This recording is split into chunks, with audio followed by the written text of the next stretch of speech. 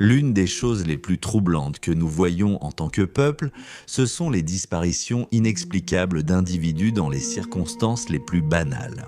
La branche des services d'enquête du service des parcs nationaux compte 23 affaires non résolues de personnes disparues dans le système des parcs nationaux, jamais revues. Dans l'épisode d'aujourd'hui, nous cherchons à mettre en lumière quelques-unes de ces affaires non résolues en explorant 3 affaires mystérieuses de disparition 411 qui vous laisseront en quête de réponses.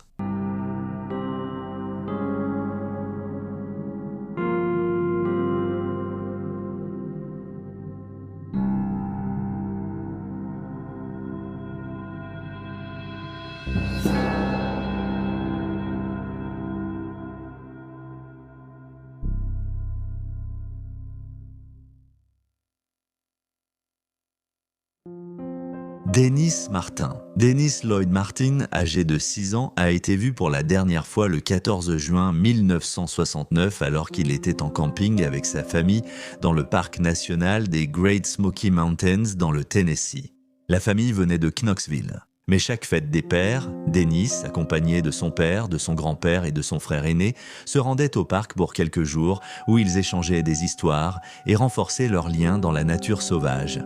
Ce week-end-là, ils ont fait la randonnée de Cades Cove jusqu'à Russell Field, où ils ont campé pour la nuit. Le lendemain, ils se sont rendus à Spencefield, près du sentier des Appalaches. Encore une fois, ils prévoyaient d'y passer la nuit. Cependant, tout a changé lorsque Denis a soudainement disparu vers 16h30. Son père, Guillaume, l'a vu pour la dernière fois courir se cacher dans les buissons. Alors que lui, avec son frère et quelques enfants d'une autre famille qui campaient à proximité, prévoyait de surgir pour surprendre les adultes, Denis, lui, n'est jamais réapparu. 5 minutes passèrent et les autres enfants revinrent au camp. Inquiet pour la sécurité de son fils, Guillaume commença à le chercher, courant le long du sentier sur près de 3 km avant de s'arrêter. Il ne pensait pas que le garçon de 6 ans aurait pu aller beaucoup plus loin tout seul. Peu de temps après, les gardes du parc national furent informés de la disparition du petit garçon et rapidement, une opération de recherche fut lancée. Les efforts ont impliqué la garde nationale et les forces spéciales de l'armée américaine, mais aucune trace de Denis n'a été retrouvée après sa disparition. L'enquête a été entravée par la météo, ce qui n'a pas aidé. Une averse a éclaté peu de temps après la disparition de Denis, ce qui a provoqué le débordement des ruisseaux et l'effacement des sentiers et a probablement fait disparaître tout indice potentiel. Jusqu'à 1400 personnes ont participé aux recherches, et bien que des empreintes aient été trouvées, elles ont été écartées car les responsables du parc pensaient qu'elles appartenaient à un scout qui participait à la recherche du garçon de 6 ans disparu. Cependant, certaines personnes, dont un garde forestier à la retraite nommé Dwight McCarter, pensent que les empreintes pourraient avoir appartenu à Denis. Elles menaient à un ruisseau puis disparaissaient et indiquaient qu'un pied était nu. Tandis que l'autre portait une basket ou une chaussure Oxford, cette dernière étant le type de chaussure que Denis portait lorsqu'il a disparu. Un article du Kingsport Times daté du 18 juin 1969 rapportait qu'une chaussure et une chaussette avaient été retrouvées vers 14h30. Au moment où les empreintes ont été découvertes, il n'est pas clair de quel type de chaussure il s'agissait, mais les rapports indiquent que c'était probable. Les recherches de Denis pour Denis se sont arrêtées après le 29 juin et ont officiellement pris fin le 14 septembre. En 2022, la recherche du garçon de 6 ans disparu reste la plus grande opération de recherche de l'histoire du parc national des Great Smoky Mountains. Après la disparition, William a offert une récompense de $5000 pour toute information permettant de retrouver son fils. Bien que des médiums réputés de l'époque aient proposé leur aide, les efforts pour retrouver le petit garçon sont restés vains. En 1985, près de 2 décennies après la disparition de Denis, un récolteur de ginseng s'est manifesté et a déclaré aux autorités qu'il pensait avoir vu les restes squelettiques d'un enfant dans Big Hollow, une zone du parc. Il a expliqué avoir vu les ossements des années plus tôt, mais n'a rien dit par peur de poursuite, car la récolte de ginseng est interdite dans les parcs nationaux. Bien que les enquêteurs aient examiné la zone indiquée par l'homme, ils n'ont pas pu retrouver de restes humains. Les responsables du parc pensent qu'il est très probable que Denis se soit trop éloigné du camp et ait succombé aux éléments. La température est descendue à environ 10 degrés Celsius la nuit où il a disparu. Il est également important de noter qu'il y a beaucoup d'animaux sauvages dangereux dans les Smoky Mountains, y compris des ours et des lynx roux, et il est possible qu'il ait été attaqué. Cependant, William pense que quelqu'un a enlevé son fils, probablement à cause d'un témoin qui a entendu un cri énorme et déchirant dans l'après-midi. Le jeune garçon a disparu. Le témoin et sa famille ont ensuite vu un homme courir le long du sentier dans la direction du cri avant de monter dans un véhicule blanc et de partir à toute vitesse. Cependant, le FBI a déterminé qu'il n'y avait pas suffisamment de preuves pour relier les deux événements. Ils ont noté la grande distance entre l'endroit où se trouvait l'homme et l'endroit où Dennis a disparu. À ce jour, le sort de Dennis reste inconnu. Lorsqu'il a disparu, il était un élève en éducation spécialisée ayant de l'expérience en randonnée et en camping. Il est décrit comme n'étant pas particulièrement peureux et souffre de troubles d'apprentissage. Dennis Martin, âgé de 6 ans, a été vu pour la dernière fois le 14 juin 1969 dans le parc national des Great Smoky Mountains au Tennessee. Il est décrit comme un garçon blanc aux cheveux châtain foncé et aux yeux marrons. Lorsqu'il a disparu, il mesurait entre 1,22 mètres et 1,24 mètres et pesait environ 25 kilos. Il lui manquait également une de ses dents de devant à ce moment-là. Il a été vu pour la dernière fois portant un t-shirt rouge, un short de randonnée vert, des chaussettes blanches et des chaussures Oxford basses noires. Si Denis est toujours en vie, il aura 61 ans. Si vous avez des informations concernant la disparition de Denis, vous pouvez contacter le bureau d'investigation du Tennessee au 615 700 44 4 cents.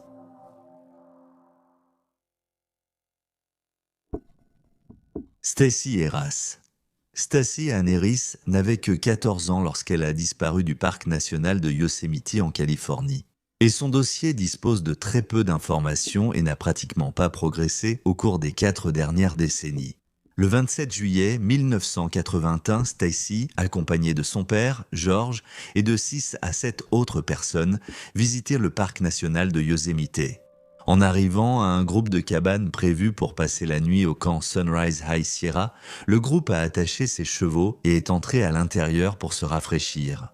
Stacy s'est douchée, a changé de vêtements et, munie de son appareil photo, a quitté la cabane. Prévu de sortir prendre des photos, la jeune fille de 14 ans a demandé à son père de l'accompagner lors de sa promenade, mais il a refusé. Le Charlie Project rapporte qu'à la place, un homme âgé nommé Gérald, qui faisait partie du groupe, l'a accompagné. Les deux ont ensuite été vus descendant vers le lac, et l'homme âgé a été aperçu assis sur un rocher tandis que le groupe avec lequel ils étaient les observait d'en haut.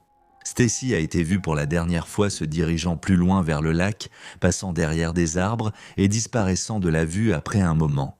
Quand Stacy n'est pas revenue, Gérald s'est retourné au camp pour alerter les autres. Il a demandé à un groupe de randonneurs venant de la même direction s'ils l'avaient vue, mais ils ne l'avaient pas vue. La jeune fille de 14 ans s'était volatilisée dans la nature. Une fois que les autorités du parc ont été alertées de la disparition, une vaste opération de recherche a été lancée. La recherche a débuté avec le personnel de Sunrise, puis le service des parcs nationaux a participé le lendemain. Des hélicoptères, des chiens pisteurs et une centaine de bénévoles ont participé aux recherches sur la jeune fille de 14 ans, mais ils n'ont retrouvé que l'objectif de l'appareil photo de Stacy, près des arbres où elle a été vue pour la dernière fois. Aucune trace de sang n'a été trouvée. Aucun mégot de cigarette n'a été récupéré alors que Stacy était fumeuse et son appareil photo lui-même était toujours introuvable. 12 jours après la disparition, les recherches ont été abandonnées. Au cours des mois suivants, plusieurs rapports ont affirmé que Stacy avait été aperçue dans le Colorado et l'Oregon, mais aucune de ces observations n'a jamais été confirmée. Stacy, âgée de 14 ans, n'a jamais été revue. Elle aurait été vue pour la dernière fois le 17 juillet 1981 dans le parc national de Yosemite, en Californie. Elle est décrite comme mesurant 1,65 m de type caucasien, avec des cheveux blonds et des yeux bleus. Au moment de sa disparition, elle pesait 54 kg, était fumeuse et portait des appareils dentaires fins en haut et en bas. Ses oreilles sont percées. Lorsqu'elle a disparu, elle portait un coupe-vent écru à capuche, un chemisier en jersey blanc avec un col carré en dentelle, un short à fines rayures verticales bleues et à rayures bordeaux et blanches d'environ 1 cm. Taille 85 ou 9, des bottes de randonnée grises avec des semelles en caoutchouc Vibram, un bracelet de cheville doré en double tour et peut-être des boucles d'oreilles rondes à clous bleus. Son appareil photo était de marque Olympus et avait une sangle de cou brodée multicolore et elle portait peut-être aussi du chewing-gum et des cigarettes. Elle avait aussi des jumelles avec elle. Si Stacey est toujours en vie, elle aura 56 ans. Si vous avez des informations concernant sa disparition, vous pouvez appeler le Centre national pour les enfants disparus et exploiter au 18 100 43 5678. Dior Coons Jr., âgé de 2 ans, a été vu pour la dernière fois dans le comté de Lemhi, dans l'Idaho, le 10 juillet 2015. En compagnie de ses parents, Jessica Mitchell et Vernal Dior Coons Sr., ainsi que de son arrière-grand-père, Robert Walton, et de l'ami de Robert, Isaac Reinwand. Ensemble, la famille campait au terrain de camping Timber Creek, dans une zone montagneuse isolée à environ 16 km à l'ouest de la ville de Léodore. Pendant cette période, Jessica s'occupait de son grand-père, et ils avaient tous décidé de partir en camping. Parti le soir du 9 juillet après que Vernal ait terminé son travail, le terrain de camping n'est accessible que par une route de terre rocailleuse et il faut apparemment entre 45 minutes et 1 heure pour y accéder de nuit. Lorsque la famille est arrivée au terrain de camping, il faisait nuit. Il est à noter que la famille a affirmé s'être arrêtée à plusieurs endroits en chemin, y compris le restaurant Silver Dollar à Léodore qui était fermé, une station-service et une supérette pour acheter quelques articles pour le voyage. Mais aucun témoin n'a vu Dior lors de ses arrêts entre 10h30 et 11h le lendemain. La famille a pris le petit déjeuner et Jessica a demandé à Vernal de retourner au magasin car elle avait eu ses règles. Elle et Dior ont accompagné Vernal lors du trajet et les reçus montrent que le couple a fait plusieurs arrêts. Jessica se souvient que dans un magasin, le Stage Stop, un homme n'a pas arrêté de fixer son tout petit. Cependant, là encore, aucun autre témoin ne se souvient avoir vu Dior lors de ses visites.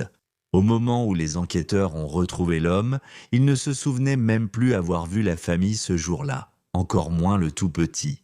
Dior a disparu plus tard cet après-midi-là, après être revenu au campement avec ses parents, bien que les adultes présents à ce moment-là aient donné des versions contradictoires de ce qui s'est passé. Vers 13h30, Jessica, Vernal et Isaac se sont dirigés vers le ruisseau où Isaac pêchait. Ils ont laissé Dior sous la garde de Robert. Selon certains de leurs entretiens, la famille a déclaré que Dior aurait dû faire une sieste l'après-midi.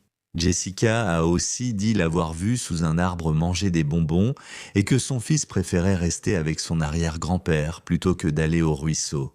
Jessica a également déclaré que Robert avait affirmé que Dior jouait joyeusement tout seul sous un arbre. Robert a déclaré aux médias ne pas se souvenir qu'on lui ait demandé de surveiller Dior. Cependant, il a ensuite précisé avoir peut-être oublié ou pas entendu la demande. La famille a remarqué que Dior avait disparu entre 14h et 14h20 lorsque Jessica et Vernal sont revenus au campement et ne l'ont pas vu. Selon Robert, il n'a détourné les yeux du tout petit que brièvement, et quand il a regardé de nouveau, il avait disparu. Il a supposé que le garçon de 2 ans était allé à la rivière voir ses parents. Jessica a affirmé qu'ils avaient dû pêcher seulement 5 minutes, mais Vernal a dit qu'ils avaient dû pêcher pendant 15 à 20 minutes avant de retourner au camp. Le couple a fouillé la rivière pendant environ 21 minutes avant d'avertir les autorités et les équipes de recherche et de sauvetage sont arrivées sur les lieux entre 15h45 et 16h. En 2 jours, plus de 200 personnes cherchaient Dior. Les autorités ont utilisé un hélicoptère, des quads, des chevaux et des chiens pisteurs pour aider aux recherches, mais n'ont trouvé aucune trace. Dior a laissé derrière lui ses biens les plus précieux, y compris sa couverture, sa tasse et son singe en peluche. Ses parents ont dit qu'ils ne se séparaient jamais d'eux. Les parents de Dior pensent qu'il a été enlevé, mais en janvier 2016, la police a annoncé que le couple était suspecté dans l'affaire. Les forces de l'ordre ont noté que le couple avait échoué à plusieurs reprises au test au détecteur de mensonges et que leur récit n'était jamais cohérent, avec de petits détails qui changeaient à chaque entretien. Ils ont déclaré que la version des faits de Jessica avait changé 4 ou 5 fois et que même le récit de Robert avait évolué. Cela suggère qu'il en sait peut-être plus qu'il ne le dit. Bien qu'ils aient également admis qu'il est souvent confus ou oublieux, ils estiment que l'ami de Robert, Isaac, est le seul à dire la vérité en raison de la cohérence de sa version des faits. Il se souvenait que Dior avait été au campement les 9 et 10 juillet et qu'il avait vu le petit dans son siège enfant. Et plus tard, il l'a vu jeter des objets dans le feu. 2 enquêteurs privés ont cessé de travailler sur l'affaire, notant que la famille n'a jamais été honnête au sujet de ce qui s'est passé ce jour-là. La famille a ses propres opinions sur Isaac. On ne sait pas comment lui et Robert sont devenus amis. Jessica et Vernal ont affirmé ignorer sa venue pour le voyage jusqu'à ce que Robert dise qu'il devait le récupérer en route. Isaac est décrit comme l'ancien voisin de Robert et comme quelqu'un qui a peut-être un handicap de développement. Il a un casier judiciaire qui consiste en un seul délit mineur, une accusation de violence domestique portée contre lui en 2006. Lors d'une interview, Jessica a affirmé qu'Isaac était un homme inquiétant, qui était impoli avec elle et sa famille et faisait des remarques sarcastiques. Dans une autre interview, elle l'a décrit comme un homme calme qui ne parlait qu'à Robert durant le voyage. Elle a aussi affirmé que pendant que la famille recherchait Dior, Isaac préférait boire de l'alcool au lieu d'aider à retrouver le garçon. Et elle a allégué que peu de temps après l'arrivée des secouristes sur les lieux, elle l'a vu porter une pelle boueuse avec des cheveux blonds dessus. Elle a dit qu'elle voulait prendre quelques-uns des cheveux, mais le vent les a emportés. Cette histoire n'a jamais été vérifiée. Jessica a également allégué qu'un employé du Stage Stop lui avait dit qu'autour de 18h le 10 juillet, un homme négligé est entré dans le magasin avec un enfant blond en pleurs et a acheté des bonbons. L'homme conduisait une Jeep Rubicon noire et cette histoire n'a pas non plus été vérifiée. Le premier détective privé sur l'affaire, Frank Wilt, a tenté de retrouver cet homme, faisant réaliser un portrait robot de lui. Mais cette piste n'a rien donné. Après que Vernal et Jessica ont été désignés comme suspects dans la disparition de Dior, leur relation s'est désintégrée. Vernal est devenu chauffeur de camion, tandis que Jessica s'est mariée avec quelqu'un d'autre en moins d'1 an, surprenant sa mère. Vernal et Jessica ont déclaré que les enquêteurs leur avaient proposé des accords de plaidoyer s'ils révélaient où se trouvait le corps de Dior et témoignaient l'un contre l'autre. L'arrière-grand-père du tout petit Robert est décédé d'un cancer en 2019. Il avait 80 ans. Les enquêteurs pensent que Dior était avec ses parents lors du voyage de camping, mais restent ouverts à différentes possibilités. Des recherches pour le tout petit sont encore organisées chaque année. En 2016, le shérif du comté de Lemhi, Steve Penner, a déclaré cela dans des zones reculées de l'État. Il a souvent cherché des personnes disparues, revenant bredouille, avant de finalement les retrouver dans des zones déjà explorées. Des années plus tard, en 2019, un fragment d'os a été retrouvé près du campement. Cependant, des analyses effectuées par le FBI ont révélé qu'il ne s'agissait pas d'un os humain.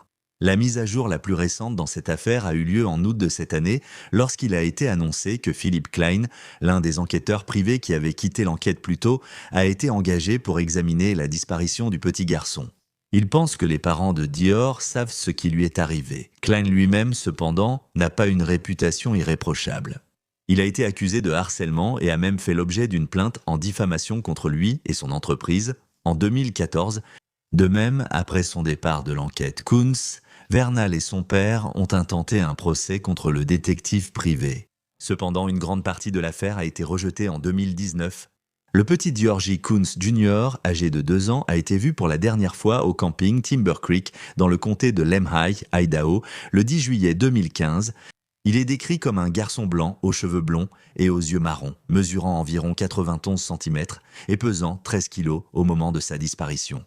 Lorsqu'il a été vu pour la dernière fois, il portait une veste à motif camouflage, un pantalon de pyjama bleu, des chaussettes à carreaux vertes et noires, ainsi que des bottes de cow-boy marron avec un motif camouflage dans une teinte marron plus claire. Il a une tache de naissance à l'arrière du cou et porte le surnom de Petit Homme. Si Dior est toujours en vie, il aura 10 ans.